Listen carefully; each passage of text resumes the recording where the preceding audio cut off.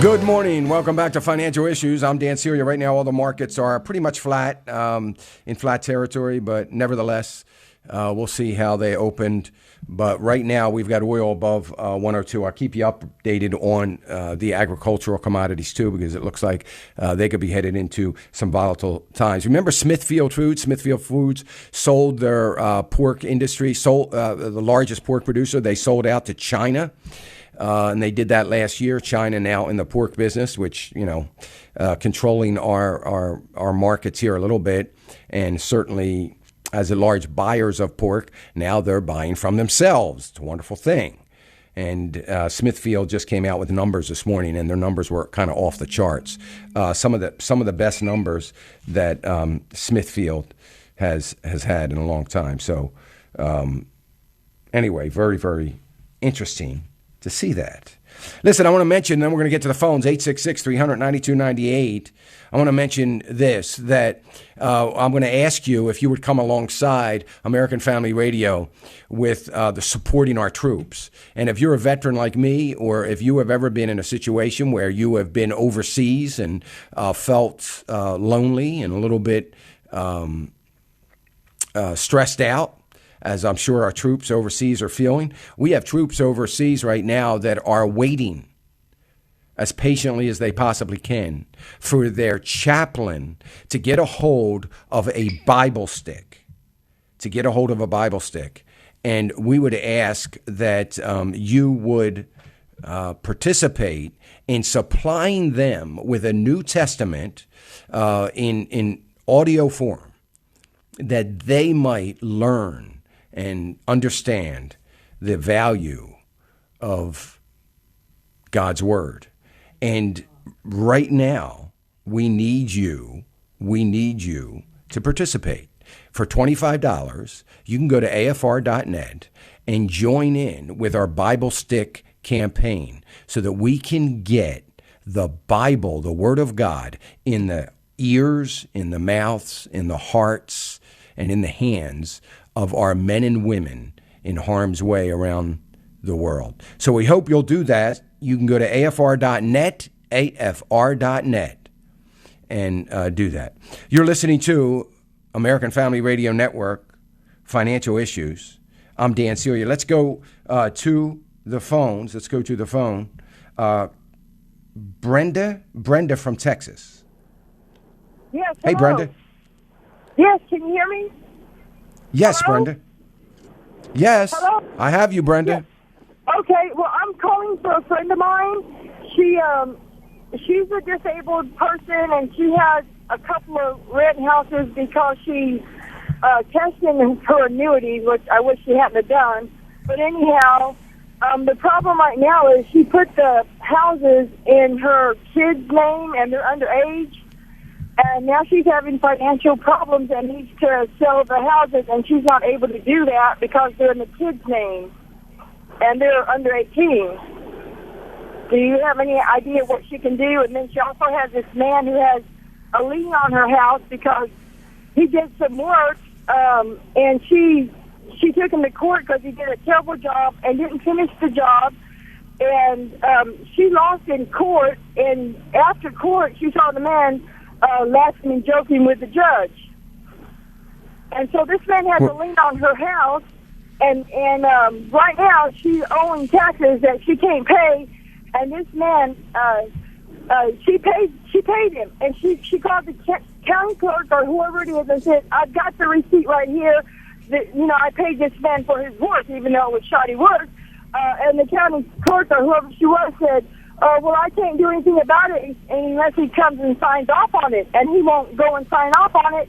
And she's about to lose her house on taxes, and he's the first one up to bat. And he said, I'm going to go get that house, and now it's one more week. He's going to get the house out from under her. Yeah. Well, unfortunately, on the tax issue and the lien issue, there's very little she can do at this point because so much time has gone by. What she needed to do was go to the judge that heard the case to begin with, and the judge needs to order him to go release the lien if he in fact has been paid. And there's not going to be time for that to do that now. Yeah, as you said, she's going to lose the house in a week. And so, and I hate to say, I'm not trying to sound, I'm just trying to be honest with you. It's very difficult at the 11th. Particularly when it comes to tax issues, you need to be in contact with the IRS or the state, whatever it might be, on a very regular basis. You can't wait until it gets to the point of this before you really start addressing it and doing anything, really in a powerful way about it. And so I can't really say anything about that. There's little she can do. I wouldn't say I wouldn't try. I would try to go to the courts and get to the judge through the courts that handle the case and show her, carry the receipt of this man being paid, have that with her or somebody representing her to do this, have that receipt, the voided check, or the canceled check and all those kinds of things, have it there, say, look, I paid this. You can go to the pathonatory's office and you can say, I want this lien released. Here it is. But she still has to get him to sign off on it. And she still do that. Certainly you can still do that. But it sounds to me like the bigger issue is the tax issue and not this person. The lien on the property, he cannot force it to foreclosure, but the taxes will.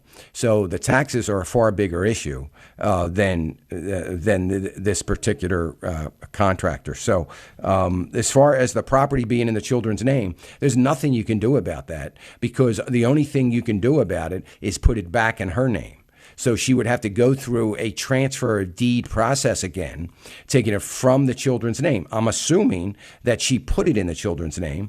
I don't know what advice she got to put it in the name of minor children. I don't even know how she did that, frankly, without her name still being on the deed. So that's a little baffling. That should have never happened in the first place. But now the only thing she can do is to try to get a deed reissued in her name, which means she'd have to pay a transfer tax once again to do that. So, that's the only thing she can do about the deed. So it sounds to me like she got some very bad advice about doing that, or, it's a great thing to do, but not to minor children. So if she's no longer on the deed and it's on the minor children's name, and she were going to transfer the deed back to her name, she has to get the legal guardian, and that may be her, hopefully it is, of those minor children to agree to it. If she's not the legal guardian of those minor children, then she really has no control over that. And again, she is in a situation where there is little that she can do. So I'm sorry about that. I wish I had much better news on that, and I wish I could give you some more insights, Brenda. But it's a learning experience for our other listeners. I'm glad you called, but that's kind of where she is on that, and I'm sorry that there is no. I usually have some opportunities and some answers where people can kind of fight a particular situation, but based on the limited information that you've given me on that, there's not a whole lot that can be done. 866-300-9298, 866-300-9298. If you want to weigh in, let me go to Steve. Steve calling us from Michigan. Hey, Steve. Hi, Dan. I was at the meeting last night in Muskegon, and I know there's a lot of fired up people there, and we really appreciate you coming here. Thank you, Steve. 2 questions for you. I have a rental house that's bringing in about $650 a month for me, and I'm taking about $300 of it to pay some back expenses pertaining to that house. It is currently in my name, so I'm looking for what are the benefits and steps to converting that to a LLC. And then I also have a job that's not really great paying, so I'm looking for some ways to help create a little more monthly income. I can give you a quick rundown of our finances, if that would help. Sure. We have about $5,000 in a checking account and about 38,000 in a demand note account, paying 1.35% annually, and 110 to 115 in a Roth IRA, 50 of which is in a money market. Just recently switched that over about concerns of the market going down. We have 2 cars, both of which are paid for. One has about 100,000 miles on it, so we need to be saving for expenses on that. In our current house, we have a $85,000 mortgage. Okay. And your question is? My question is, if there's, what can I do with some of the cash to help generate a little more monthly income? So one of the things how old are you, Steve? 38. I mean, one of the things you can do, Steve, is, create some investments that are producing income. Now, the majority of your funds are in IRA money, or qualified money, whether it be in Roth or other. And it's difficult to you can't create any income in that because when you can create income, but the income's got to stay in the account because you don't want to take the 10% penalty and pay the tax on it when you receive it. So if it's a Roth IRA, you wouldn't pay tax, but you still have to pay the 10% penalty. So it becomes a little bit more difficult. From your savings aspect and any other discretionary cash that you might have, you've got 2 things that you've got to be conscious of.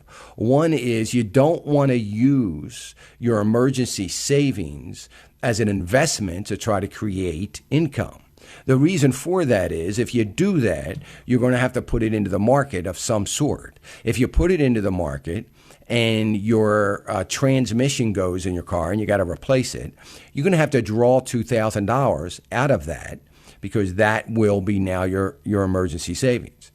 If that is the case and you do that, unfortunately, it may be you may be doing that at a time when the markets are down. And that's not a good strategy. So you got to maintain your emergency savings for just that, for emergencies. But anything above that, if you're trying to create a little bit more income, one of the things you could do, obviously, is to put it into something where you're drawing the income. Now, rental property is a great way of doing that. And you know that. But the other way would be to, let's say you'd have a utility company. So you would own a utility stock, maybe paying 3.5% a year. So you're doing better than you might be in a money market or a CD. But you're actually taking that dividend when it's paid. So when you buy that, you're telling your brokerage company, E-Trade or wherever you set that up, that you want to receive the dividends, the annual yield, on when it's paid. And you actually can get a check coming out of your account for that additional income. So that's one thing you can do to help increase your income a little bit. And there's some utility stocks out there paying anywhere from 2% upwards to 6% that are pretty good. There are some preferred stocks that are doing the same, that are bank stocks, but some of them paying 4% and 5%. And you would physically take that money, and that would increase your income on a regular basis where you can do that. So that would be the other alternative to rental property or income property. So hopefully, Steve, that makes some sense and gives you some help. Go ahead. And some steps on converting a rental into LLC. Where should I start with that? Well, I'm not sure. Why do you want it? Why do you want to do that, Steve? What's your thinking there? And I have a couple of people that I know that they've done that to protect themselves from any lawsuits that might come down the line from renters. Well, here's the thing: for the cost and there's obviously going to be a cost of creating an LLC and putting rental properties in the name of the LLC.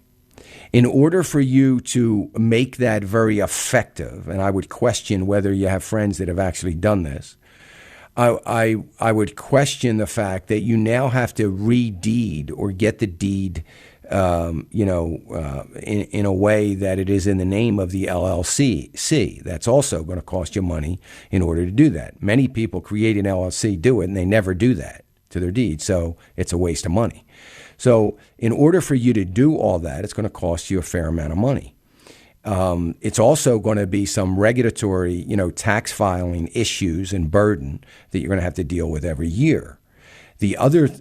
So for me, I would prefer to go and spend the money on an annual basis for I'm just throwing this number out, but for a $2 million, $3 million, $5 million umbrella liability policy on yourself. You go to an insurance company and get an umbrella liability policy it's going to cover your liabilities. It doesn't eliminate the liability, but you have a source and a way of paying for the liability through this insurance. And it's going to be far cheaper for you to have a liability insurance coverage or an umbrella policy than it is to do the LLC. So I would kind of rethink that a little bit before you do that. And one of the things you need to do, contact your insurance company and find out what this liability umbrella policy is going to cost. And I think that may be a better route. 866-300-9298.